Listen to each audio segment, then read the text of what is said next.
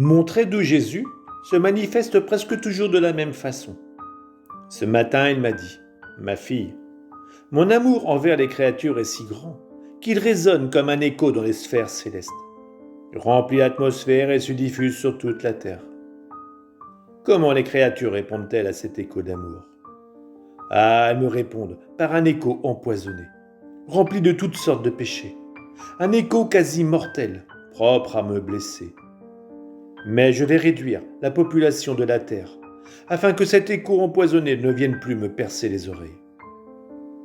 Je lui dis, « Ah, que dis-tu, Seigneur ?»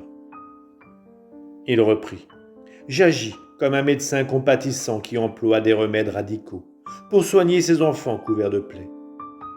Que fait ce père médecin qui aime ses enfants plus que sa propre vie ? Laissera-t-il ses plaies devenir gangréneuses ? Laissera-t-il mourir ses enfants plutôt que de les soigner, sous prétexte qu'ils pourraient souffrir s'il utilisait le feu ou le scalpel ? Jamais. Même si pour lui, c'est comme s'il appliquait ses traitements sur son propre corps, il n'hésite pas à couper et à ouvrir les chairs, puis à y appliquer le contrepoison ou le feu afin d'empêcher qu'elles s'infectent davantage.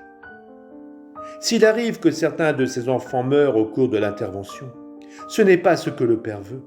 Il veut les guérir. Ainsi en est-il pour moi. Je blesse mes enfants afin de les guérir.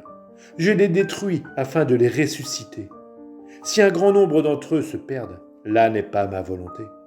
C'est la conséquence de leur méchanceté et de leur volonté obstinée.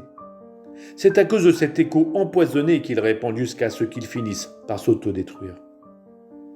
Je repris, « Dis-moi, mon unique bien, comment puis-je adoucir pour toi cet écho empoisonné qui t'afflige tant ?»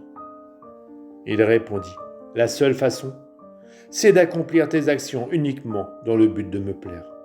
Que tous tes sens et tes forces soient uniquement appliqués à m'aimer et à me glorifier. Que chacune de tes pensées, de tes paroles, etc., soit remplie d'amour pour moi.